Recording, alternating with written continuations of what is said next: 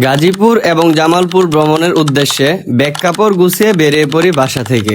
আসসালামু আলাইকুম রহমতুল্লাহ। দেশ এবং প্রবাসে অবস্থানরত আমার সকল ভালোবাসার মানুষজনরা, আশা করি আপনারা সকলে ভালো আছেন। আমিও আপনাদের দোয়ায় আলহামদুলিল্লাহ অনেক অনেক ভালো আছি। আমাদের গ্রাম থেকে গাজীপুর মাওনার দূরত্ব প্রায় 150 থেকে 155 কিলোমিটার। এই 155 কিলোমিটার পথে আমার নৌকা, লঞ্চ, অটো এবং বাস ব্যবহার করতে হবে। তাহলে চলুন আজকে আপনাদের সাথে শেয়ার করি কিভাবে আমি চাঁদপুরের ছোট্ট একটি গ্রাম চরুমের থেকে গাজীপুর জেলার মাওনা ইউনিয়নে পৌঁছাই।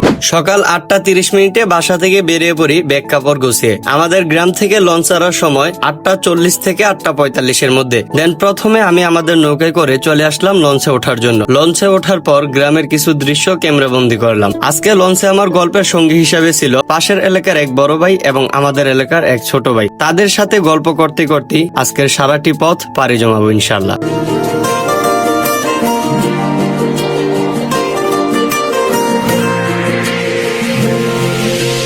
আমাদের এলাকা থেকে সদরঘাটে পৌঁছাতে সময় লাগে প্রায় 3 ঘন্টার মতো। এই 3 ঘন্টা গল্প করতে করতে চলে আসলাম অবশেষে সদরঘাটে। এরপর সদরঘাট থেকে আমি রিক্সায় করে চলে আসলাম গুলিস্তান মাজারের কাছে। এখান থেকেই গাজীপুর মাওনা চৌরাস্তার বাসগুলো ছেড়ে থাকে। এরপর কিছুক্ষণ অপেক্ষা করার পর বাসে উঠে গেলাম। আমার এখনো স্পষ্ট মনে আছে, আজ থেকে 10 বছর আগে আমার বড় ভাইয়ের সাথে প্রথমবারের মতো ঢাকা এবং গাজীপুরে পা রেখেছিলাম এবং বাসে করেও সেই প্রথমবারই চড়েছিলাম এবং অনেকটাই ঢাকা এবং গাজীপুরের রাস্তাগুলোকে পরিবেশ দূষণ করেছিলাম।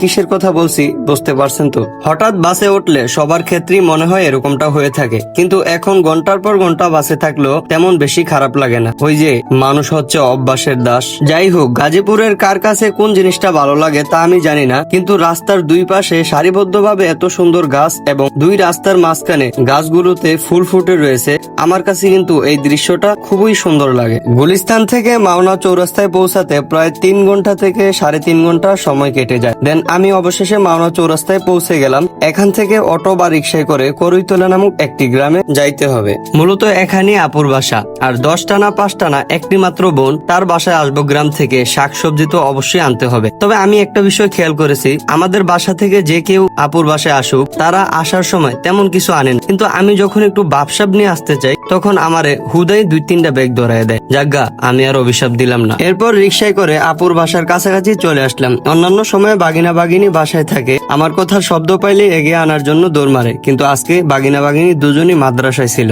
যাই হোক, সারাদিনের জার্নি কাটিয়ে অবশেষে আপুর বাসায় চলে আসলাম। এরপর ফ্রেশ হয়ে নিলাম। একটি বিষয় খেয়াল করলাম, একজন ভাই যখন গ্রাম থেকে বোনের বাসায় বেড়াতে আসে তখন বোন যে কতটা খুশি হয় সেটা আমি আমার বোনকে দেখলে উপলব্ধি করতে পারি। মহান রাব্বুল আলামিনের কাছে দোয়া করি পৃথিবীর সকল ভাই বোনদের সম্পর্ক মৃত্যুর আগ পর্যন্ত অটুট রাখুক, আমিন। গাজীপুর এবং জামালপুর ভ্রমণের প্রথম দিনের এই ছিল ভ্রমণ কাহিনী। দেখা হবে দ্বিতীয় দিনের ভ্রমণে। এতক্ষণ পর্যন্ত আল্লাহ সকলকে সুস্থ রাখুক, ভালো রাখুক এবং সর্বশেষ জানিয়ে যাবেন আপনি কোথা থেকে আমার এই সম্পূর্ণ ভিডিওটি দেখলেন।